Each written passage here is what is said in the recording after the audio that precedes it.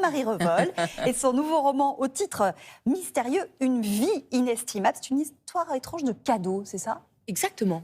Qu'est-ce que c'est qu'un cadeau inestimable? Ah, la question a du sens à quelques semaines de Noël. Ça dépend. Chacun aura une réponse différente. Exactement. La valeur qu'on accorde aux choses. Mais peut-être que c'est un cadeau qui n'a pas de prix. À partir de cette idée-là, Anne-Marie Revol, elle fonde un roman sur un dispositif narratif très efficace. C'est un roman qui est à la fois très plaisant par sa forme et je trouve très profond. C'est son 3e roman après un essai fulgurant. Et Anne-Marie, elle interroge comment on fait avec la vie quand la vie est belle. Ça va, mais quand la vie est chienne, comment on fait pour s'accrocher, pour vivre quand même?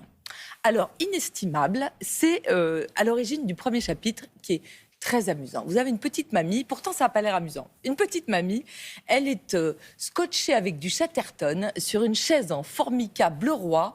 C'est ça qui fait les grands romanciers, c'est les détails. Elle est sur sa chaise en formica et elle est attachée.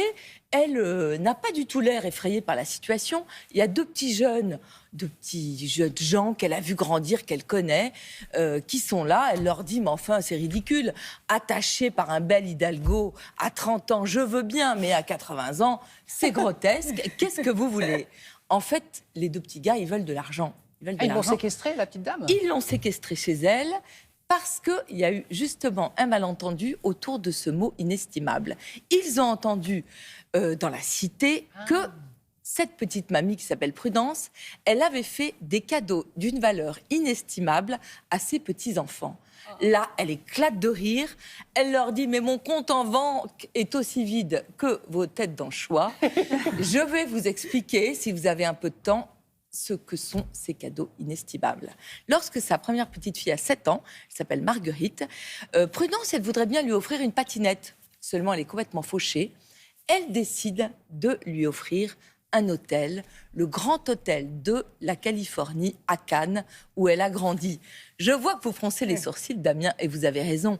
Évidemment, elle ne va pas lui offrir le vrai hôtel, mais elle va lui offrir tous les souvenirs qu'elle a dans cet hôtel.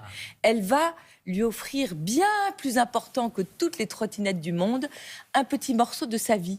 Et elle va offrir comme ça des cadeaux complètement fous à ses 7 petits-enfants, un hôtel, un volcan, le chant des partisans, le chant de la libération écrit par Maurice Druon et Kessel.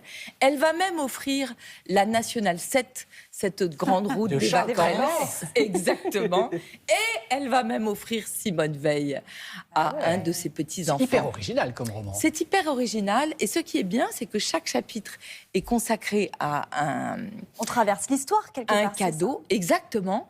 On traverse l'histoire, toute l'histoire du XXe siècle, la Première Guerre mondiale, la Deuxième, son petit-fils qui veut partir en Cochinchine.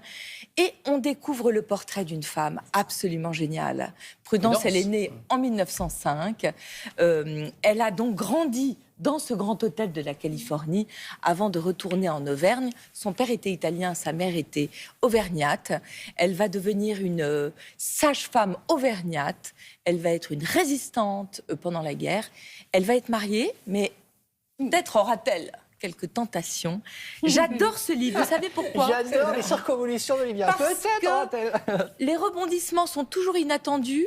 Et les personnages aussi. Les personnages, parfois, ils sont durs. Elle ne les juge jamais. Elle a beaucoup d'empathie. Si vous voulez passer un bon week-end, vous passez le week-end avec Anne-Marie. Nous, on est convaincus. C'est chez la Thèse. Anne-Marie Revol, merci beaucoup, Olivia. Olivia. Restez avec nous dans quelques minutes, le docteur Jean